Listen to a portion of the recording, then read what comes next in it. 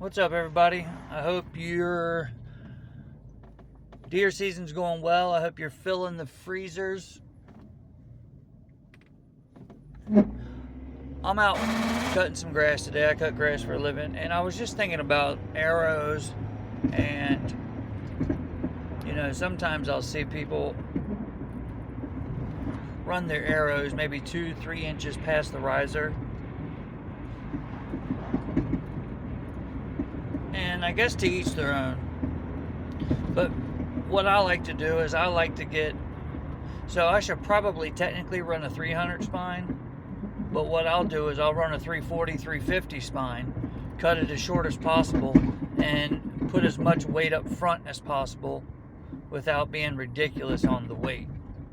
And when I do that, my arrows will come in 390 to 420, which is awesome. And at my draw length, which is, I'm not 100% sure where it is, but it's somewhere 28 to 28 and a half, somewhere in between. I set my mods at 28 and a half, but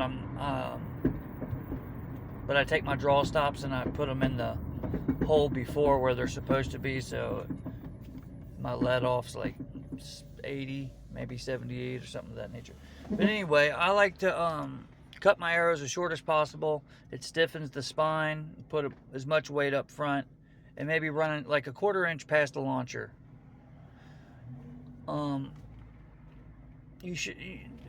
With today's equipment, you should never really run into the problem of your broadhead hitting the edge of your riser, pulling your arrow off the bow, or anything like that. I mean, I guess it could happen,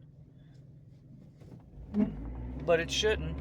And if you're running your arrows 1, 2, 3 inches past the riser, and if you're doing it for the reason of not hitting your fingers with your broadheads, in my opinion, I would say you're probably holding your bow wrong. Your fingers shouldn't be dangling out in front. They should be relaxed. They shouldn't be up in the air. So you should never have those issues.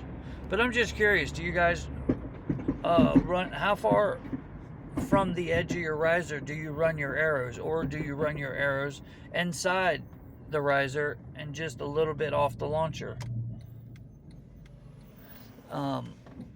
Like, share, subscribe, comment, all that good stuff. I greatly appreciate you guys watching. Peace.